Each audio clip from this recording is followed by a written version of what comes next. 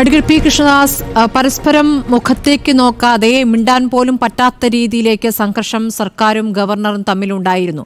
ഇപ്പോൾ യൂണിവേഴ്സിറ്റികളും സർവകലാശാലകളുമായി ബന്ധപ്പെട്ട വിഷയത്തിലാണ് ഗവർണർ ഒരു നിലപാടെടുത്തത് എന്ന രൂപത്തിൽ വ്യാഖ്യാനിക്കുന്നുണ്ട്. പക്ഷേ അങ്ങനെയല്ല. വന്ന ഘട്ടം മുതൽ പൗരത്വ ഭേദഗതി നിയമത്തിനെതിരെ നിയമസഭ പാസാക്കിയ പ്രമേയത്തിനെതിരെ പ്രതികരിച്ചുകൊണ്ടാണ് തുടക്കമിട്ടത്. അവിടെ നിന്ന് അങ്ങോട്ട് മുഴുവൻ ഭരണത്തിൽ തന്നെ ഇടപെടുന്ന രീതിയിൽ ബുദ്ധിമുട്ടിക്കുന്ന ഒരു സാഹചര്യം സർക്കാരിനെ സംബന്ധിച്ച് ഗവർണറുടെ ഭാഗത്തുനിന്നുണ്ടായിരുന്നു. ഇനിയിപ്പോൾ പോകുന്ന ഘട്ടത്തിൽ അദ്ദേഹത്തെ പോയി കണ്ടില്ല, അദ്ദേഹത്തെ യാത്രയയക്കാൻ വിമാനത്താവളത്തിലേക്ക് പോയില്ല മുഖ്യമന്ത്രിയും മന്ത്രിമാരും എന്ന് പറയുന്നതിൽ അർത്ഥമുണ്ടോ? എന്താണ് യഥാർത്ഥത്തിൽ പരസ്പരമുള്ള നിലപാട്? ആ നിലപാട് അവസാന ഘട്ടത്തിലും തുടർന്നു എന്നല്ലേ കാണേണ്ടത്? ഇപ്പോൾ ശ്രീകുമാർ ചൂണ്ടിക്കാണിച്ചതുപോലെ മോശമായി പോയി, മുഖ്യമന്ത്രി ഒന്ന് യാത്രയാക്കാമായിരുന്നു എന്ന് പറയുന്നതിനോട് എന്താണ് പ്രതികരണം? ബഹുമാനപ്പെട്ട സ്മൃതി, ശ്രീകുമാർ മാത്രമല്ല, കേരളത്തിലെ ജനാധിപത്യ ബോധമുള്ള മുഴുവൻ ആളുകളും ചിന്തിക്കുന്നത് അതുപോലെ തന്നെയാണ്. ഈ സർക്കാരിൻ്റെ ഭരണത്തലവനായിട്ടുള്ള ഗവർണർ ആ ചുമതലയൊഴിഞ്ഞ് അദ്ദേഹം മറ്റൊരു സംസ്ഥാനത്തേക്ക് ഗവർണറായി പോകുന്നു. അദ്ദേഹം വന്ന നാൾ മുതൽ ഈ ഇടതുപക്ഷ സർക്കാർ അദ്ദേഹത്തിനെതിരെ രാഷ്ട്രീയപരമായിട്ടുള്ള നിലപാടുകളാണ് സ്വീകരിച്ചിട്ടുള്ളത്. അദ്ദേഹം ഭരണഘടനാപരമായിട്ടുള്ള ചുമതലകൾ വഹിക്കുകയും നിലപാടുകൾ സ്വീകരിക്കുകയും ചെയ്യുന്ന ഘട്ടങ്ങളിലെല്ലാം അദ്ദേഹത്തെ രാഷ്ട്രീയപരമായി ആക്രമിക്കുക, മന്ത്രിമാർ ആക്രമിക്കുക, പൊതുവേദികളിൽ അപകീർത്തിപ്പെടുത്താൻ ശ്രമിക്കുക, ഈ തരത്തിലുള്ള നിലപാടുകളെല്ലാം സ്വീകരിച്ചിട്ടുണ്ട്. പക്ഷേ അതെല്ലാം അതിൻ്റെ സ്പിരിറ്റിലും അതിൻ്റെ അർത്ഥത്തിലും സർക്കാരിൻ്റെ പ്രശ്നങ്ങളുടെ ഭാഗമായി എല്ലാം കണക്കാക്കിയാലും ഒരു ഉത്തരവാദിത്വം ഒഴിഞ്ഞ് ആ സ്ഥാനത്തുനിന്ന് പോകുമ്പോൾ, ഈ സർക്കാരിൻ്റെ ഭരണത്തലവനായിട്ടുള്ള ഗവർണർ പോകുമ്പോൾ അദ്ദേഹത്തെ സാമാന്യ മര്യാദ എന്നുള്ള നിലക്ക് അതിന് ഏതെങ്കിലും കീഴ്വഴക്കമുണ്ടോ, അല്ലെങ്കിൽ ഭരണഘടനയിൽ അങ്ങനെ എഴുതി വച്ചിട്ടുണ്ടോ, അതൊക്കെ അവിടെ നിൽക്കട്ടെ. ഒരു സാമാന്യ മര്യാദ എന്നുള്ള നിലക്ക് നമ്മുടെ സംസ്ഥാനത്തുനിന്ന് അദ്ദേഹം ചുമതല ഒഴിഞ്ഞ് പോകുമ്പോൾ അദ്ദേഹത്തെ ചെന്ന് ഭരണത്തലവൻ കാണുക, സർക്കാരിൻ്റെ ഉത്തരവാദിത്തപ്പെട്ട ആളുകൾ കാണുക എന്നുള്ളത് സാമാന്യ മര്യാദയുടെ ഭാഗമാണ്. അത് കാണിച്ചില്ല എന്നുള്ളത് ഈ സർക്കാരിനെ വിലയിരുത്തുന്നതിൻ്റെ ഒരു ഭാഗമായി തന്നെ മാറുമെന്നുള്ള കാര്യത്തിൽ ഒരു സംശയമില്ല. പിന്നെ ശ്രീ ആരിഫ് മുഹമ്മദ് ഖാൻ മറ്റ് ഗവർണർമാർ കേരളത്തിൽ വന്നതിൽ നിന്ന് വ്യത്യസ്തമായി നേരത്തെയും പല ഗവർണർമാരും സംസ്ഥാന സർക്കാരുകളുമായി ബില്ല് ഒപ്പിടാത്ത കാര്യത്തിലാണെങ്കിലും നയവ്യതിയാനങ്ങൾ ഉണ്ടാകുന്ന സമയത്ത് ആ വിഷയങ്ങളിലാണെങ്കിലും ഒക്കെ കലഹിച്ചിട്ടുള്ള ഗവർണർമാർ നേരത്തെയും ഉണ്ടായിട്ടുണ്ട്.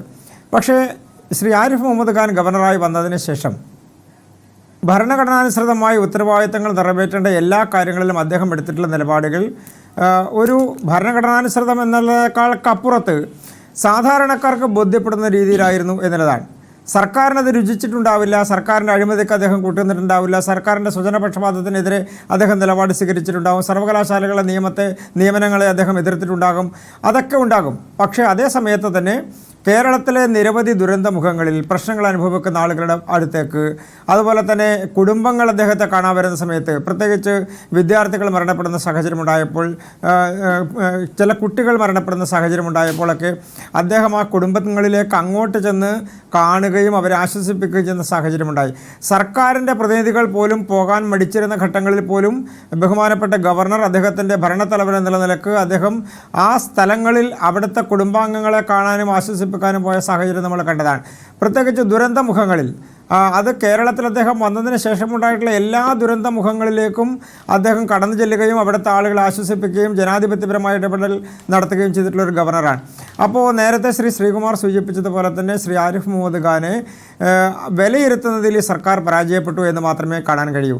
അദ്ദേഹം നേരത്തെ കോൺഗ്രസ്സിലായിരുന്ന സമയത്താണെങ്കിലും മറ്റ് രാഷ്ട്രീയ പാർട്ടികളിൽ അദ്ദേഹം പ്രവർത്തിച്ചിരുന്ന സമയത്താണെങ്കിലും സർക്കാരിൻ്റെ ഭാഗങ്ങളായി ഇരുന്ന സമയത്താണെങ്കിലും എല്ലാം അദ്ദേഹം രാജീവ് ഗാന്ധിയോട് കലഹിച്ചിട്ടുള്ള ആളാണ്, അദ്ദേഹം കോൺഗ്രസിനോട് കലഹിച്ചിട്ടുണ്ട്. അദ്ദേഹം നടത്തിയിട്ടുള്ള ആ തരത്തിലുള്ള എല്ലാ അഭിപ്രായ പ്രകടനങ്ങളും അദ്ദേഹത്തിൻ്റെ നിലപാടുകളുമെല്ലാം നമ്മൾ അദ്ദേഹം തർക്കിക്കുന്നു എന്ന് പറയുന്നതെല്ലാം അദ്ദേഹത്തിൻ്റെ ന്യായങ്ങളുടെയും അദ്ദേഹം ഭരണഘടനാനുസൃതമായി നിറവേറ്റുന്ന ചുമതലകളുടെയും ഭാഗമായിട്ടുള്ള തർക്കങ്ങൾ മാത്രമായിരുന്നു. വ്യക്തിപരമായി അദ്ദേഹം ആരെങ്കിലും ആക്ഷേപിച്ചിട്ടുണ്ടോ? വ്യക്തിപരമായി അദ്ദേഹം ഏതെങ്കിലും നിലപാടുകൾ സംസ്ഥാനത്ത് രാഷ്ട്രീയ നിലപാടുകളാണല്ലോ എടുത്തത് അഡ്വക്കേറ്റ് പി കൃഷ്ണദാസ്. രാഷ്ട്രീയ നിലപാടുകൾ അങ്ങനെ ഗവർണർമാർ ഉറക്കെ വിളിച്ചു പറയുന്ന രീതി തുടങ്ങിയിരിക്കുന്ന അല്പകാലമേ ആയിട്ടുള്ളൂ. അതിപ്പോൾ കേരളത്തിൽ മാത്രമല്ല, മറ്റ് പ്രതിപക്ഷം ഭരിക്കുന്ന സംസ്ഥാനങ്ങളിലൊക്കെ ഇപ്പോൾ അതൊരു രീതിയായി മാറിയിരിക്കുന്നു.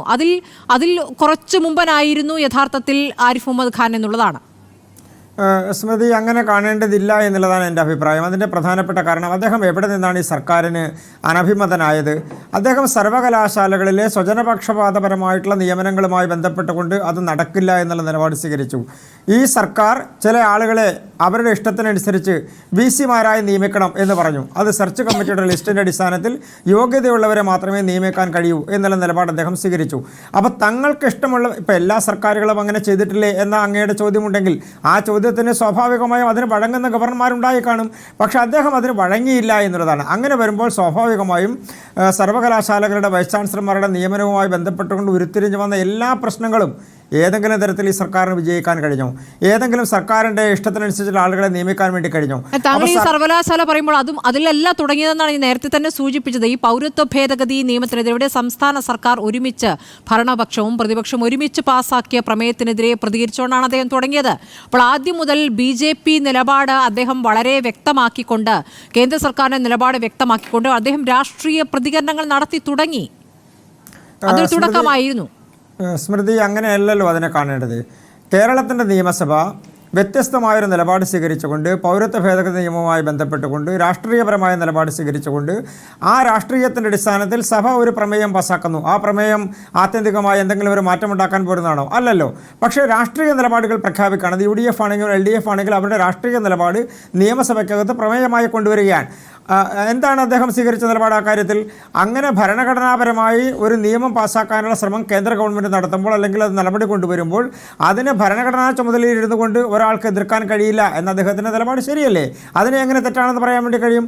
അപ്പോൾ അദ്ദേഹത്തിൻ്റേത് രാഷ്ട്രീയ നിലപാടല്ല. അദ്ദേഹം സ്വീകരിക്കുന്ന ഭരണഘടനാനുസൃതമായിരിക്കുന്ന ചുമതലയുടെ അടിസ്ഥാനത്തിൽ അദ്ദേഹത്തിൻ്റെ അഭിപ്രായം പറയുന്നു. അതിലെന്താ തെറ്റുള്ളത്? അതാണ് ഞാൻ സൂചിപ്പിച്ചത്. ഭരണഘടനാ തലവൻ എന്നുള്ള നിലക്ക്, സംവിധാനത്തിൻ്റെ തലവൻ എന്നുള്ള നിലക്ക് സർക്കാരിൻ്റെ പ്രതിനിധികൾ പോകാത്ത എത്രയോ സ്ഥലങ്ങളിൽ അദ്ദേഹം കടന്നു ചെന്നു. അതാണ്. അല്ല, അങ്ങനെ പോകേണ്ട കാര്യമില്ലല്ലോ. സർക്കാരിൻ്റെ പ്രതിനിധികൾ പോകുന്നുണ്ട്. പക്ഷെ ആദ്യം എത്തുക എന്നുള്ളൊരു രാഷ്ട്രീയം അദ്ദേഹം കളിച്ചിട്ടുണ്ട്. സർക്കാർ പ്രതിനിധികൾ പോയില്ല എന്നല്ല, എല്ലായിടത്തും ആദ്യം എത്തുക എന്നൊരു രാഷ്ട്രീയം അദ്ദേഹം ഒരു രീതിയായി തുടങ്ങി വെച്ചിട്ടുണ്ട്. അതുപോലെ തന്നെ പ്രതികരണങ്ങൾ ഏത് ഘട്ടം വരെ എത്തിയെന്ന് താങ്കൾ കണ്ടതല്ലേ? SM സ്ട്രീറ്റിലൂടെ അദ്ദേഹത്തിന് നടത്തം, കസേര വലിച്ചിട്ട് അവിടെ നിന്ന് പ്രതിഷേധിക്കൽ, ഇതൊക്കെ നമ്മൾ കണ്ടതല്ലേ? ജനങ്ങളോട് നേരിട്ട് സംസാരിക്കുന്നു, രാഷ്ട്രീയം പറയുന്ന രീതിയിലേക്ക്, ഞാൻ നിങ്ങളുടെ കൂടെയുണ്ട്, സർക്കാരല്ല ഞാനാണ് നിങ്ങളുടെ കൂടെ എന്ന് പറഞ്ഞുകൊണ്ട് ഒരു തരത്തിൽ ഒരു യുദ്ധം തന്നെയാണ് തുടങ്ങി വെച്ചിരുന്നത്. അദ്ദേഹത്തിനെതിരെ നമ്മൾ കേരളത്തിൽ എന്താ കണ്ടത്? ഒരു ഗവർണറെ സർവകലാശാല ചാൻസലറായിട്ടുള്ള അദ്ദേഹത്തെ ഒരു സർവകലാശാലയുടെ ക്യാമ്പസിൽ കയറ്റില്ല എന്നൊരു വിദ്യാർത്ഥി സംഘടന പ്രഖ്യാപിക്കുക, ഇടതുപക്ഷ വിദ്യാർത്ഥി സംഘടന പ്രഖ്യാപിക്കുക. നേരത്തെ അവർ കേരളത്തിൻ്റെ ചീഫ് ജസ്റ്റിസിനെതിരെ അങ്ങനെ പ്രഖ്യാപിച്ചിട്ടുണ്ട്. അദ്ദേഹത്തെ അറബിക്കടലിൽ എറിയുന്ന സാഹചര്യം വരെ ഉണ്ടായിട്ടുണ്ട്.